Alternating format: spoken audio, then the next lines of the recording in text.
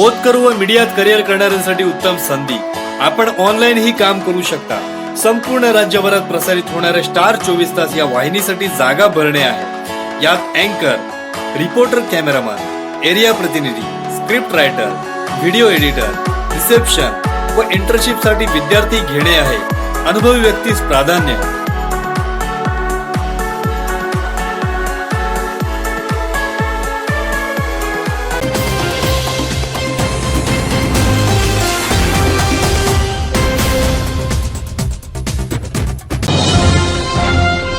नमस्कार, मी प्रतीक्षा। स्टार 24 तास मध्ये आपलं स्वागत। पाहूया आजच्या ठळक घडामोडी। मुंबईतील 50 लाख लोकांना कोरोना होऊन गेल्याची माहिती समोर आली आहे। 50 लाख लोकांना कोरोना होऊन बरा झाला आहे। ही सर्व माहिती सेरोलॉजिकल सर्व्हेतून स्पष्ट झाली आहे। मुंबईतील कोरोना बरे होण्याचे प्रमाण 74% गेलं आहे। आजपासून सेरोलॉजिकल सर्व्हेचा दुसरा टप्पा सुरू झाला आहे। मुंबईत हार्ट इम्युनिटी वाढल्याचं या सर्व्हेतून समोर आलं। मुंबईतील 50 लाख लोकांना कोरोना होऊन गेल्याची माहिती समोर आली आहे। 50 लाख लोकांना कोरोना होऊन बरा झाला आहे। ही सर्व माहिती सेरोलॉजिकल सर्व्हेतून स्पष्ट झाली आहे। मुंबईतील कोरोना बरे होण्याचे प्रमाण 74% गेलं आहे। आजपासून सेरोलॉजिकल सर्व्हेचा दुसरा टप्पा सुरू झाला आहे। मुंबईतील हार्ट इम्युनिटी वाढल्याचंही या सर्व्हेमधून समोर आलं आहे। मुंबई महापालिकेने केलेल्या सर्व्हेत ही माहिती समोर आली आहे। मुंबईची लोकसंख्या एकूण 1,30,000 आहे। त्यापैकी 55% यानुसार 71 लाख लोक झोपड्यांमध्ये राहतात।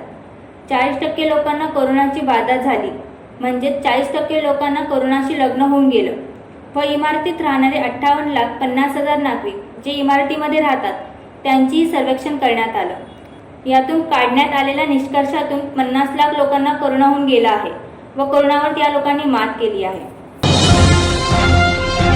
सुशांत आत्महत्या प्रकरण व कर्नाटक शिवाजी महाराज प्रकरणावरून नारायण राणे व सेनेचे संजय राऊत यांच्यात चांगलीच जुंपली आहे। सुशांत आत्महत्या प्रकरणावरून लक्ष विचलित करण्यासाठी बेळगाव शिवाजी महाराज पुतळा प्रकरण केलं असा आरोप नारायण राणे यांनी सरकारवर केला आहे। तर याचं खरपूस प्रत्युत्तर देखील संजय राऊत। पाहुयात काय म्हणाले नारायण राणे व संजय राऊत। छत्रपती शिवाजी महाराजांचा पुतळा हटवला जातो, हे कसलं लक्षण आहे? महाराष्ट्र सरकारने याची दखल घ्यावी। राजकारण न करता वेळ पडली तर विरोधी पक्ष नेत्यांच्या नेतृत्वाखाली आम्ही सगळे बेळगावात जाऊन या संदर्भात आंदोलन करायला तयार आहोत। तो आमच्या देवेंद्र फडणवीस सांगतो ना, मी यायला तयार आहे, देवेंद्र फडणवीस तिथे यावं। देवेंद्र फडणवीसना महाराष्ट्रात भरपूर काम आहे, आम्ही मोकळे आहोत। संजय राऊतना तुमच्याद्वारे मी सांगू इच्छितो, कधी येता कर्नाटकला सांगा, मी येतो। मध्य प्रदेशमध्ये जेव्हा अशा प्रकारे शिवाजी महाराजांचा पुतळा तोडला होता तेव्हा त्यांनी महाराष्ट्रातून मुख्यमंत्री म्हणून मध्य प्रदेशचा मुख्यमंत्र्यांना दम भरला होता। असा दम त्यांनी येडियुरप्पांना भरावा, एवढीच आमची अपेक्षा आहे। DRI व कस्टम विभागाच्या संयुक्त कार्यवाहीत 191 किलो हिरोईन नावांशिवा पोर्टरवर पकडण्यात आला, ज्याची आंतरराष्ट्रीय मार्केटमध्ये 1000 कोटी इतकी किंमत आहे। ही हिरोईनची खेप अफगाणिस्तानहून पाकिस्तान मार्गे मुंबईत पोहोचली होती। या प्रकरणात एक फायनान्सरसह दोघांना अटक करण्यात आली आहे। हे हिरोईन बांबूसारख्या रंगाच्या पाईपमध्ये लपवून आणण्यात आलं।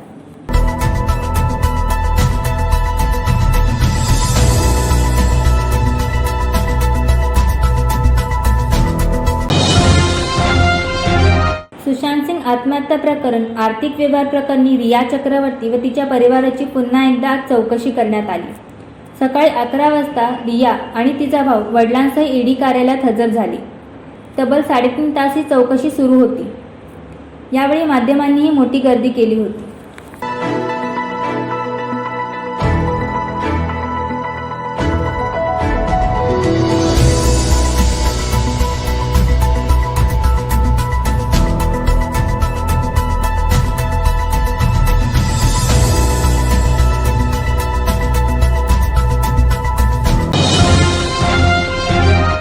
होतकरू व मीडियात करिअर करणाऱ्यांसाठी उत्तम संधी। आपण ऑनलाईन ही काम करू शकता। संपूर्ण राज्यभरात प्रसारित होणाऱ्या स्टार 24 तास या वाहिनीसाठी जागा भरणे आहे। यात अँकर, रिपोर्टर, कॅमेरामॅन, एरिया प्रतिनिधी, script writer, video editor, reception व इंटर्नशिप साठी विद्यार्थी घेणे आहे। अनुभवी व्यक्तीस प्राधान्य।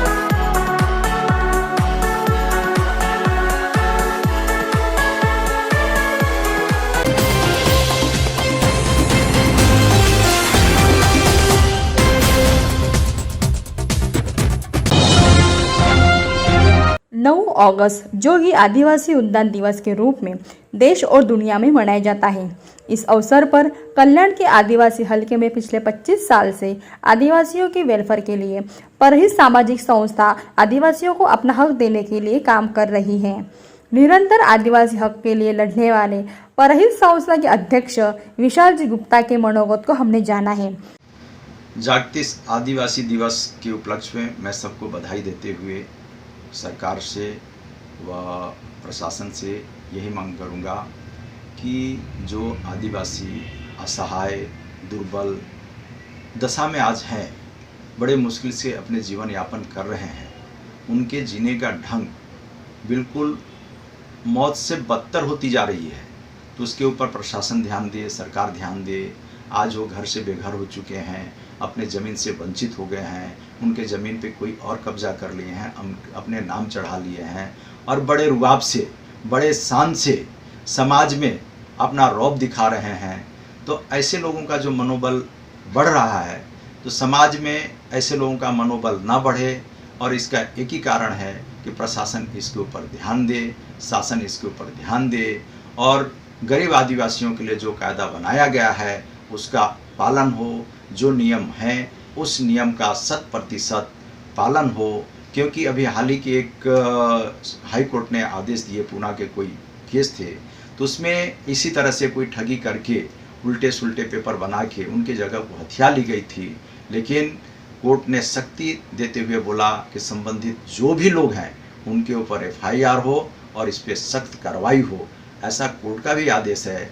तो इससे हमें उम्मीद बढ़ी है कि शासन और प्रशासन जागरूक होंगे और आदिवासियों को न्याय जरूर दिलाएंगे। आज आदिवासी दिवस पूर्ण देश में मनाया जा रहा है, मात्र कल्याण के काबा पर वाघेरा पाड़ा के आदिवासी बर्बरतापूर्ण जीवन जी रहे हैं। उनकी जमीन भूमाफियों ने अवैध तरीके से कब्जा कर ली है, जिस कारण इन आदिवासियों का जीना बदतर हो गया है। खास करके आदिवासी इलाके में हम राशन वाटप, भोजन का पैकेट वाटप, कहीं कहीं पे पैसे की भी मदद हुई, हम वो भी कर रहे हैं। लेकिन आज हमारा मन हताश और निराश हो गया है उनकी दुर्दशा देख के। हमारी कैपेसिटी तो उतनी नहीं है कि हम उनको जो हम हृदय से चाहते हैं उतनी सेवा उनकी दे सकें। इसके लिए हम पुनः यहाँ के कलेक्टर महोदय, यहाँ के प्रांत अधिकारी और यहाँ के तहसीलदार से करवद निवेदन करते हैं कि खास करके कल्याण तहसील में जितने भी आदिवासी एरिए हैं वहाँ पे जाएं और वहाँ देखें। हम जहाँ पे गए पठारपाड़ा, वागरेपाड़ा, रायता, मानोली, मामनोली, यहाँ की दुर्दशा देख के रोना आता है। राज्य प्रशासन से इन आदिवासियों को न्याय न मिलने पर इन आदिवासियों ने दिल्ली आदिवासी अनुसूचित जाति जमाती आयोग से गुहार लगाई। यहां से तो न्याय मिला और जमीन आदिवासियों को वापस देने के आदेश दिए, पर इन आदेशों का पालन करने में राज्य प्रशासन आनाकानी कर रही है। इस कारण आज आदिवासी दिवस के अवसर पर आदिवासी समाज के ओर से विशाल जी गुप्ता इन्होंने फिर एक बार नम्रतापूर्ण आदिवासी हक के लिए प्रशासन से कार्रवाई की मांग की है। देखिए, बड़ा खेद की बात है। मैं यही बोलना चाहता हूँ कि अनुसूचित जनजाति आयोग नई दिल्ली, जो जहाँ पे भारतीय जनता पार्टी की सरकार है, उनका आदेश है और उनके आदेश को कलेक्टर नहीं मान रहे हैं। आयोग ने स्पष्ट शब्दों में बोला हुआ है कि सर्वे नंबर 120, 121 में जो अनधिकृत बांधकाम हो रहा है उसको तत्काल रोका जाए। अभी जो हाल ही में हाई कोर्ट ने आदेश दिया है पूना के केस पे, कम से कम उसका अवलोकन करें, उसको ध्यान में लाएं। हाई कोर्ट ने स्पष्ट बोला हुआ है कि आदिवासी दुर्बल व असहाय लोग हैं, ये दया के पात्र हैं। और जो आयोग ने रिस्टोर करने के लिए आदिवासी जगहों को दिया हुआ है, तो कलेक्टर महोदय उससे सीख लें। उस आदेश को ध्यान में रखते हुए आदिवासी की जगह जो है उसको रिस्टोर कराएं। ऐसी हम कलेक्टर महोदय, यहाँ के तहसीलदार और प्रांत से अपेक्षा रखते हैं।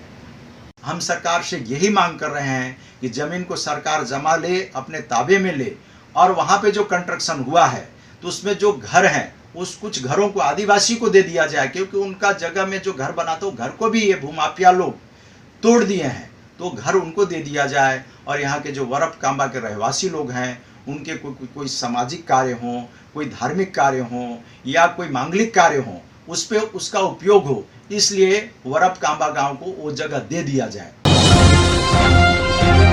कांबा परब आदिवासी जमीन मामले में आदिवासी अपने हक के लिए लड़ रहे हैं, मात्र उल्लासनगर के भाजपा के स्थानिक नेता आदिवासी जमीन खरीद में अपना किसान प्रमाण पत्र सही होने की बात कर रहे हैं। इन आदिवासियों के खिलाफ अपना रोष जता रहे हैं। देखिए, आज जागतिक आदिवासी दिवस के उपलक्ष्य में मैं यही चाहूँगा कि यहाँ के जो स्थानिक लेवल के बीजेपी के नगर सेवक हैं वो बिना वजह हीरो बनने की कोशिश कर रहे हैं कि उनका नाम बदनाम किया जा रहा है। हम क्यों उनका नाम बदनाम करेंगे? हमारा क्या लेना देना है? हम तो भारतीय जनता पार्टी को सत सत नमन करते हैं। नमन इसलिए करते हैं कि हम यहाँ महाराष्ट्र गवर्नमेंट से जब हमें न्याय नहीं मिला तो हम सेंट्रल गवर्नमेंट में गए। सेंट्रल गवर्नमेंट अर्थात भारतीय जनता पार्टी की सरकार, अनुसूचित जनजाति आयोग, और उन्होंने बाकायदे लिख के दिया कि वरप कांबा में सर्वे नंबर 120, 121 सर्वे नंबर में जो अनधिकृत बांधकाम चल रहा है उसको त्वरित रोका जाए। यही नहीं, 47 आदिवासियों को जगह में जो अनधिकृत बांधकाम हुए हैं उसको रिस्टोर किया जाए और आदिवासियों को ताबे में दिया जाए। तो इसका अनुपालना नहीं हो रहा है। तो ये यहाँ के जो स्थानिक नेता हैं उनका कहना क्या है कि उनके जो वरिष्ठों ने वहाँ से आदेश दिए हैं, भारतीय जनता पार्टी की सरकार जो है वो आदेश दिए हैं, वो गलत आदेश दिए हैं। अपने आप को दूध का धोया हुआ बता रहे हैं, लेकिन साथ में कभी विचार किया कि उनके पार्टी के वरिष्ठ लोग जो आदेश दिए हैं उनका पालन कराने का इनका कर्तव्य है कि नहीं? जो पार्टी गरीब, दलित और पिछड़े वर्ग के जो लोग हैं, निर्बल असहाय लोग हैं, उनकी सहायता करती है, और आप स्थानिक लेवल पे इस तरह से पार्टी का नाम लेकर पार्टी को क्या बदनाम करने की कोशिश कर रहे हैं? ये जो निर्देश हैं, पार्टी के जो नियम हैं वो बताए गए हैं। जिस तरह से मोदी जी गौर, गरीब, आदिवासियों के लिए सीना ठोक के बोलते हैं कि हम उनके लिए कोई भी चीज़ को पहले महत्व देंगे, तो वैसे इन नेताओं को करते हुए नहीं आता है क्या? ये बिना वजह पार्टी का भी नाम बदनाम करने की कोशिश कर रहे हैं। तो महोदय, आप ये बताने की कृपा करें, आप अगर भारतीय जनता पार्टी से लगाव रखते हैं तो आपके सरकार, आपके वरिष्ठों ने ये आदेश दिया है, उस आदेश का पालना क्यों नहीं हो रहा है? महोदय, आप बिना वजह खुद गुमराह हो रहे हैं और समाज को गुमराह करने की कोशिश कर रहे हैं, प्रशासन को गुमराह करने की कोशिश कर रहे हैं, शासन को गुमराह करने की कोशिश कर रहे हैं। मेरी पुनः आपसे हाथ जोड़ के बार बार विनती है कि आप ऐसी हरकत न करें जिससे आदिवासी समाज, गरीब समाज को नुकसान पहुंचे, उनको हानि हो। तर या होत्या आजच्या ठळक घडामोडी। अधिक बातम्यांसाठी पाहत राहा स्टार 24 तास। तसेच अधिक माहितीसाठी www.star24tas.co.in या संकेतस्थळी अवश्य भेट द्या।